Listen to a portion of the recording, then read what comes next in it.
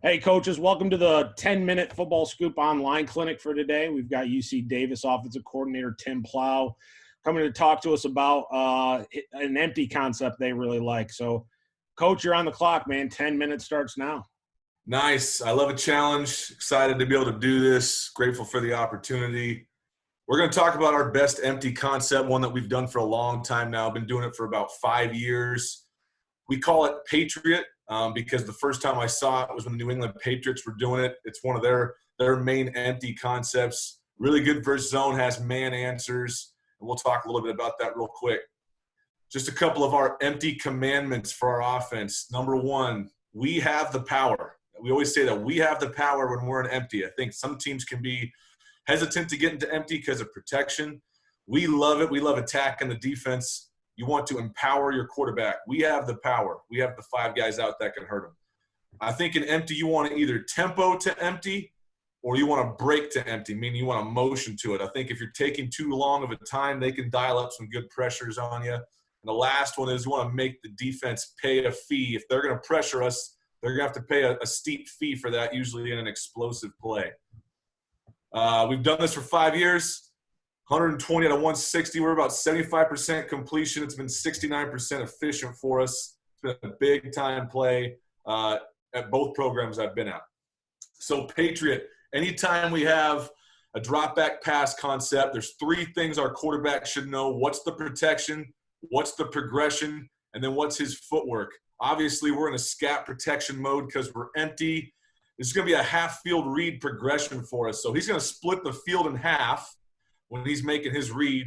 And his footwork is he's going to take 3 steps in the shotgun, 1 slide, and getting that ball out. So you see the green markers. Those are our number 1 in the progression. So this play is all about throwing our benders down the seams. So we're going to split the field in half pre-snap, and he's going to decide which bender he wants to work. And if he doesn't like it, he's going to come back to our juke. And you're going to want to put your best player at the juke spot, whoever that is. Might be your tailback, your slot receiver. The Patriots normally would put Edelman at the juke, and they'd try to get Gronkowski on the bender.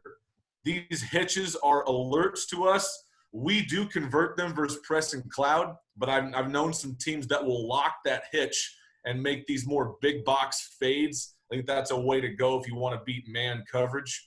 But for us, we treat this like a girlfriend rule. Any alert is like a girlfriend rule. So the concept, that's your girlfriend. We love our girlfriend. She's awesome. But if you're walking across campus and you see a smoke show and you want to go talk to her, that's the alert. So if you're going to throw the alert, it better work. It better be open. Otherwise, you don't want to deal with the problems that are going to come with that. When you're running a bender route, for us, the slot receiver is attacking the near safety. If that safety's low, he's going over the top. That safety's high and outside, he's taking the pipe. If that safety's high and inside, he'll even break it off and run a dig. Our juke route, you're going to skip release to the first in the box. And we would love for you to strike underneath him if you can. But if there's no inside backer, you can sit it down. And if they pressure us, it's an automatic breakaway. I know some teams will break over the middle versus pressure, but if you break over the middle, you run the risk of them dropping a D tackle and throwing an interception, which is something we've done before. So we tell them on pressure, break that thing out. If you want to do a one-word call and go really fast and tempo, we can call it Brady, right? Like Tom Brady, he's a Patriot player. One-word call, we line up, we know our spots, run the play really quickly. And we were one of the first teams, I think, that did this 4x1. So I love 4x1 empty. We call this Bledsoe. You can line up and put the juke man at number 3 now. Same idea. Instead of a double bender, you're going to get this number 4 going across to the boundary seam. So here's a couple clips, right? Got it from New England.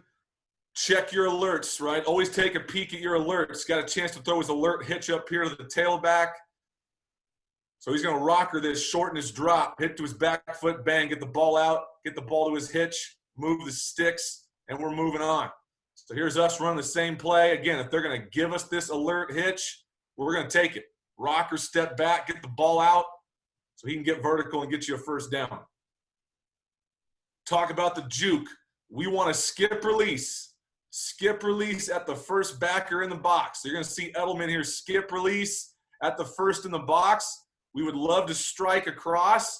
You see the D lineman drop, so he sits it down. We can get the football and get vertical. Again, you're going to want your smartest football player, probably your best player, running that juke route. Right? Another look at it here. Skipping off, attacking the first in the box. He sees him get a lot of depth. You can square it off, catch the football, get vertical, get a first down. Here's us doing the same thing. This guy right here plays for the Raiders now. For us, he was our best player, so we put him at the juke spot. Right? Let him go ahead and work. He should go ahead and skip off and aim at this first backer in the box. The skip release, he's going to aim at the first backer in the box. We want him to strike underneath if he can at 5 yards. Strike underneath, snatch the football, and get vertical. He does a good job of getting vertical after the grab here and getting some extra yards. Couple coaching points on these benders, right? I think both of these guys made key mistakes in that avoiding the secondary, avoiding the second-level player. We would love for them to go outside, right, of the triangle defenders and attack these near safeties. Both these guys playing high and outside, would love to see them both piping these things towards the hash. I thought both those routes could have been a lot better on this particular version of the play. Another look at it here. Our juke man, good scenario. Now there's really no inside backer, so no reason to even strike. Let's just turn our eyes back to the football, snatch it and get vertical, and again, moving the sticks. We're going to get pressure here from the field, right? Our pressure rule is you want to break out. A lot of teams will take this and break over the middle, and it could be big. The issue with breaking over the middle is they're going to drop some D linemen. Normally a good team is going to drop D linemen over the middle, take away that quick throw. So we tell our guy to break out like he does here, replace the pressure with the football, get vertical, and again, hopefully moving the sticks. Want to reiterate how important it is to use tempo, right? Going fast there, make the defense have to line up to empty, make their empty check. There's your number one read. There's the bender, getting an explosive play. In the playoff game, we're trying to go fast, trying to get lined up before they can get their defense set, make their empty check. There's our bender. That's our first read. Don't like that, you can come back to your juke. Now our 4x1 version, right? Our 4x1 version, something I think we do that a lot of teams don't. Put your best player at the number 3 spot. Let him run the juke. They want to bring pressure. Thought that was a mistake by our juke man, right? If we bring pressure, we want to see him break out. Would have been okay here breaking over the middle, but again, what does their defense do? They drop the D end. Could have been a problem for us throwing the juke man. Did a good job of finding his bender right down the seam. 4x1 again.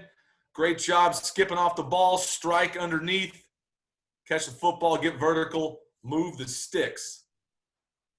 Talked about earlier either tempoing to empty or breaking to empty. So here's an example of us breaking to empty. So we're breaking, we're bringing the tailback out. Now we're in a 4x1, make the defense have to adjust, right? They can't get their empty check in, take the D coordinator out of the game.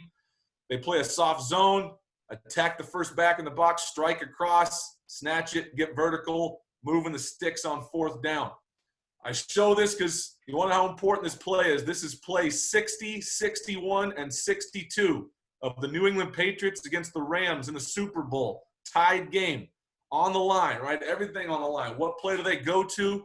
They go to this play, right? Here's play 60. Ends up taking the juke to Edelman, getting a gain of about 15 yards.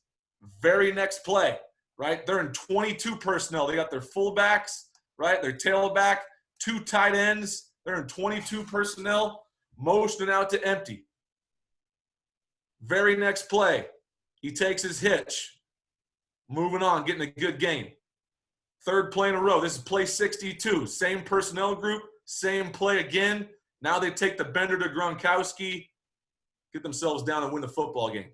This has been an extremely explosive play for us, a very efficient play for us. And again, you get your quarterback options, throwing the hitch quick, taking the juke quick versus pressure, and you still got your chance to threaten the defense vertically. So we've loved this play, empty Patriot. And again, got it from the Patriots about 5 years ago, watching enough film on those guys. Put your best guy at the juke and then go to work. Coach Plough coming in just under 10 minutes, getting that W, man. Great job. Woo! That's it for the 10-minute clinic, fellas. Thanks a lot.